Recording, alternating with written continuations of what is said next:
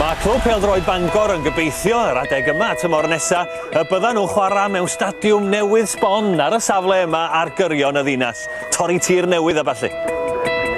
Ond yma ar dir cyfarwydd ffordd Ffarar fydd Bangor pnawn 'ma nôl I harfer ac mi fydd na nifer o hwneba cyfarwydd hefyd.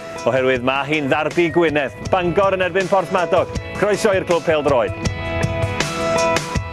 Ar ôl codi gobeithio'n dros yr ha am dymor llewyrchus, mae misoedd cynta ymgyrch 2007-2008 wedi troi'n dipyn o hunlle I gefnogwyr y ddau dîm yma. Yn enwedig I Port, yn sgil y dechrau gwael, ennill un gêm yn unig yn y gyngrair a cholli'r gweddill, maen nhw wedi ffarwelio Clayton Blackmore a chroesawu Viv Williams yn ei ôl i'r traeth I geisio'i hachub.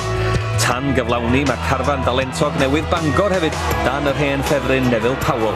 Mae o wedi colli brif sgoriwr Mark Smythe I Lee RMI I glwb cyn reolwr Bangor Steve Bleasdale. Tydi Powell na Williams ddim yn hapus hefo'r ffenestr drosglwyddo sy'n ei rhwystro nhw rhag prynu tan y flwyddyn newydd. All y gêm heddiw sgamhau'r pwysau.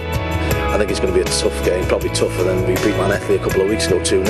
It'll probably be a harder game today because it's a local derby and they're bottom of the league fighting for points. So it all adds up to it. It should be a good entertaining game today and hopefully we'll get the result. Be fydd llwyddiant eleni? Llwyddiant eleni di, wel, rhediad rwan ac yn ei weld sydd mae'n mynd o'r rwan tan y Nadolig a wedyn datblygio hynna wedyn cael ei weld os fydda ni arwyddo chydig o chwaraewyr. Da chi am aros rwan? Yn y bythefnos dwi wedi bod I mewn, dyna bydd y cytundeb am rwan. Gai sgwrs efo nhw wsos nesaf wedyn cael ei weld beth ddigwydd. O wneud yr amgylchiadau delfrydol yma ar ffordd Ffarar y pnawn 'ma gyda'r gwynt a'r glaw. Ond er gweitha'r tywydd, mae yna dorf digon sylweddol yma. Ac o ran y tîm cartref heb golli yn ei 7 gêm diwethaf. Fel Les Davies yma yna, hat-trick yn erbyn Ceicona yng nghwpan Lwsmos y gyngrair yn yr wythnos. Paul Roberts, mi fydd y wrth I fod yn sgorio yn erbyn I gyn glwb. Ac a rhywfaint ansicrwydd a John Gwynfor Jones yn ergyd. Wel, hanner munud wedi chwarae. A'r cynnig cynta I gefnwr de Porthmadog.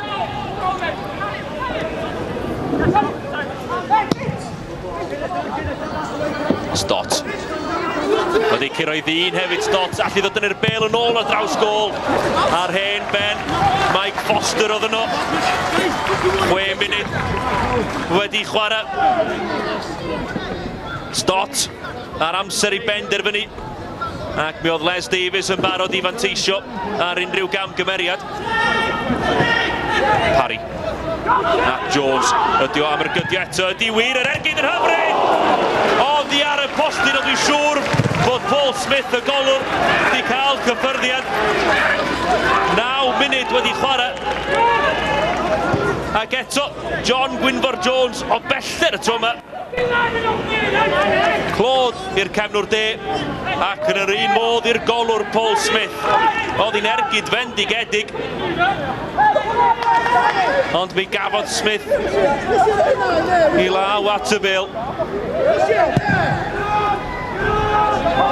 A gwynebau cyfarwydd yn yr eisteddle. Cyfarwyddwr technegol y gymdeithas bêl-droed, Osian Roberts, cyn reolwr Porthmadog wrth gwrs, gyda Terry Boyle, sef is reolwr Trallwng. A Trallwng ydy'r unig dîm a Porthmadog wedi giro yn yr uwch gyngreir y tymor hwn, a hynny o 2 gôl I ddim. Mlaen eto gan Parry, fel anodd i'r amddiffyn. Owen, Callow ar y gyfle fan hyn, ond Smith yn gryf ac yn ddewr. Bron I chwarter awr wedi chwarae. Chi'n gweld Callow yn cadw I lygyd ar y bêl, ond yn yr un modd Paul Smith.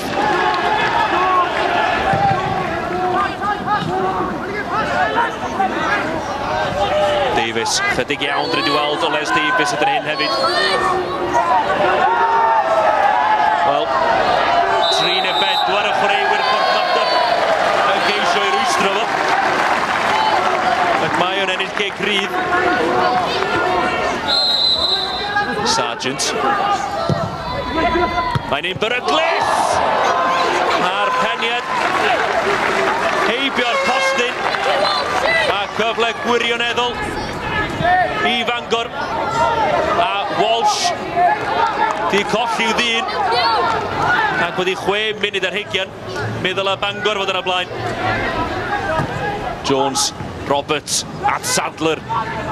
Ac mae angen i Porthmadog wneud y mwyaf o'r mantais sydd ganddyn nhw gyda'r gwynt yn yr hanner cyntaf.